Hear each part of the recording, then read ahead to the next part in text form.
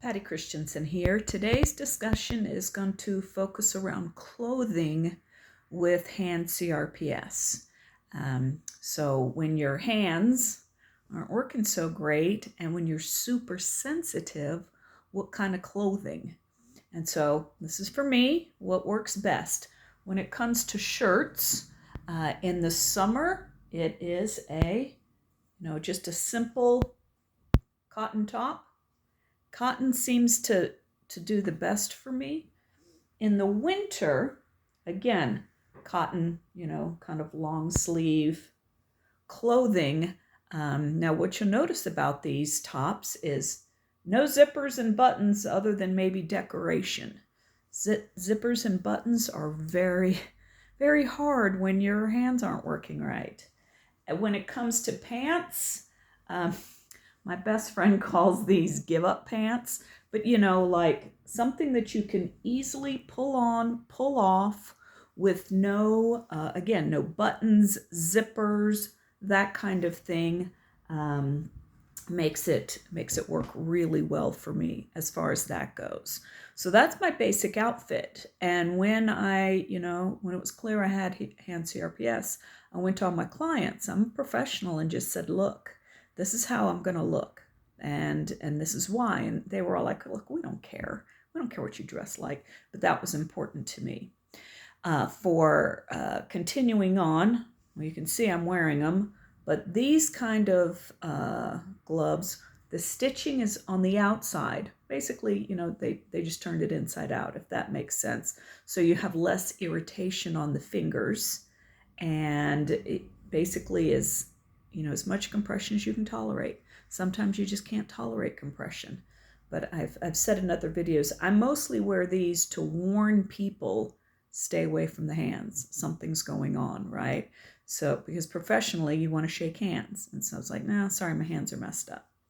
Okay, right now, my CRPS is only in my hands and wrists. It is not spread to my feet, but that's a risk. And my doctor gets really paranoid whenever he sees swelling. Now, I'm old. Parts of me swell. Ankles, it's just happening, right? And so when he sees that, it makes him uncomfortable because it's like, are we transitioning to CRPS down there? So he wants me to wear compression, those compression-y things. Have you ever tried to put on a compression sock with very, very bad hands? It's not possible. So what I found was, number one, I like the kind that clip off the toes so that it's not so hard to pull on from this standpoint. And then from the other side, I'm having to do zippers, right? He doesn't want me to stop here. He wants it to go all the way up just to, again, make sure that what he's seeing is just, old people bloating and not CRPS. But so I find that helps. You can actually hook something through this, to help pull. But those type work best for me with my limited hand mobility.